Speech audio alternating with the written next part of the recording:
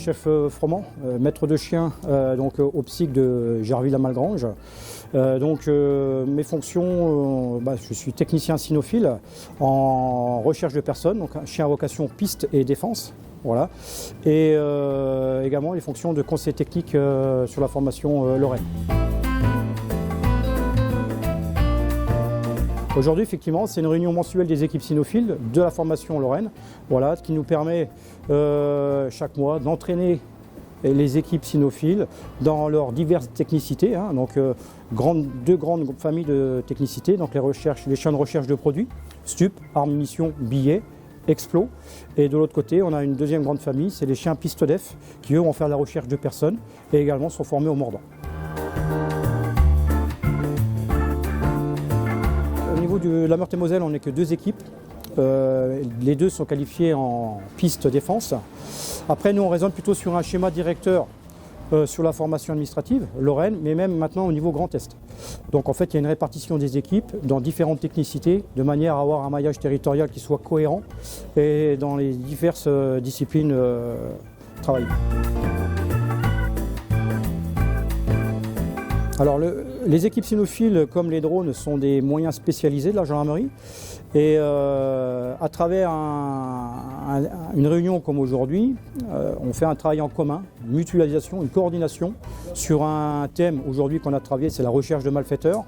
L'idée est de se coordonner avec nous, l'appui aérien que va être le drone, de manière à pouvoir aussi pister avec un maximum de sécurité, parce que la sécurité reste quand même primordiale. On est accompagné, nous, dans notre travail de pistage, mais quand on peut avoir un appui aérien, pour la découverte de la personne, mais aussi pour la sécurité du personnel, c'est un plus.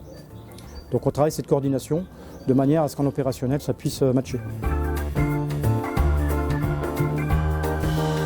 Les races de chiens les plus présentes dans les administrations, en général, c'est le malinois, pour le côté dissuasif, athlétique et hyperactif du chien, toujours motivé. Après, on a d'autres races également à travailler. On a le berger allemand, le berger hollandais, le Tervuren. Dans d'autres races également, le Saint-Hubert, du Springer. En fait, on n'est fermé à aucune race. Il faut juste que les critères de la race correspondent à nos attentes en recherche. On part sur une phase de détection déjà au départ des chiens, on les sélectionne par rapport à leur potentiel travail. Donc ça, c'est un travail que nous on fait en amont. Dès que le chien, on estime qu'il a un potentiel travail et qu'au niveau de la visite médicale, il est apte, derrière il subit une période de débourrage de quelques semaines, de manière à déjà le créancer sur les odeurs ou sur le travail qui sera le sien à la sortie d'un stage. Deuxième temps, on a des maîtres de chiens qui sont sélectionnés, des candidats maîtres de chiens qui vont partir en école à Gramat pour une période de 14 semaines. On leur attribue un chien sur lequel ils vont travailler sur toute la durée du stage, avec une échéance mi-stage, fin de stage. Et si tu étais OK au niveau du stage, le chien validé opérationnel à l'issue d'une période de 14 semaines. Donc il fait retour en unité avec son maître et derrière s'enchaîne le travail opérationnel de l'équipe. Donc au départ, l'équipe est relativement jeune, elle n'a qu'un niveau dit scolaire. Et puis au fur et à mesure des années, l'équipe va acquérir de l'expérience, de la maturité. Elle va apprendre de ses échecs en opérationnel. Et derrière, on estime que le chien, vers 4 ans, il est vraiment au top de ses capacités. C'est purement technique, on appelle ça le créancement. On va créancer un chien à une matière, quelle que soit la matière. Ça peut être, là on parle de drogue, de matière explosive, ça peut être des produits accélérateurs d'incendie, ça peut être des champignons, ça peut être n'importe quoi, parce que tout a une odeur. Donc l'idée, c'est vraiment de créancer un chien à une odeur. C'est un protocole technique. Il y en a plusieurs, mais on va dire la plus courante, on prend un tube, un apportable qui est percé, on met de la matière dedans. Voilà, et ensuite on fanatise un petit peu le chien à ce jeu, il va chercher le jouet, et il va se servir de l'odeur que dégage le jouet pour retrouver son jouet. Et c'est comme ça que le chien va mémoriser cette odeur de produits stupéfiants, cocaïne, héroïne, cannabis, mais également du billet, de la matière explosive, peu importe. En fait, on essaie de créancer le chien sur une odeur de cette manière-là. Après, vous voyez qu'au départ, le jouet, on le lance, le chien va le chercher, il revient. Ensuite, on va le cacher. Et il va se servir de l'odeur du jouet pour le découvrir, même quand il est caché dans un tiroir.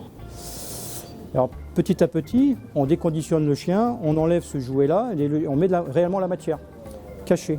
Et quand le chien va trouver cette matière-là, nous, on amène la récompense. Et c'est ce qui se produit en opérationnel. Dès que le chien va trouver la matière à travers un travail de marquage. Nous, derrière, dès qu'on a confirmation qu'il y a bien une matière, on récompense le chien. Tout passe par le jeu. On ne rentre pas en gendarmerie en étant maître de chien. En fait, c'est peut-être une idée qui nous trotte dans la tête au moment où on veut rentrer en gendarmerie. L'idée première, c'est de vouloir être gendarme. Après, derrière, on veut se spécialiser. Il y a différentes technicités en gendarmerie aux spécialités. Moi, j'ai fait le choix de vouloir être maître de chien très tôt. Et après, derrière, s'ensuit les candidatures, la réussite aux examens et une carrière ensuite de maître de chien qui démarre le plus tôt possible. Et après, s'il n'y a pas de problème de santé, on peut aller faire toute une carrière en étant maître de chien, quoi. Mais c'est dans un deuxième temps. On est d'abord gendarme, il faut attendre qu'on soit de carrière, qu'on postule pour les postes qui se libèrent. Et ensuite, une fois qu'on accède à la technicité, après, il n'y a plus qu'à attendre que la carrière se déroule. C'est une vraie passion le chien, donc on ne vient pas dans cette technicité par hasard. Et ça demande de la disponibilité, ça demande de l'interaction avec son chien, de la remise en question. Et ce que ça nous amène nous au quotidien, c'est la satisfaction de travailler en équipe avec son chien et les résultats qui en découlent. On fait beaucoup d'entraînement pour que derrière, en opérationnel, on puisse avoir des résultats. Résultats en découverte de produits pour les chiens qui travaillent les matières et découverte de personnes pour les chiens qui font de la recherche de personnes.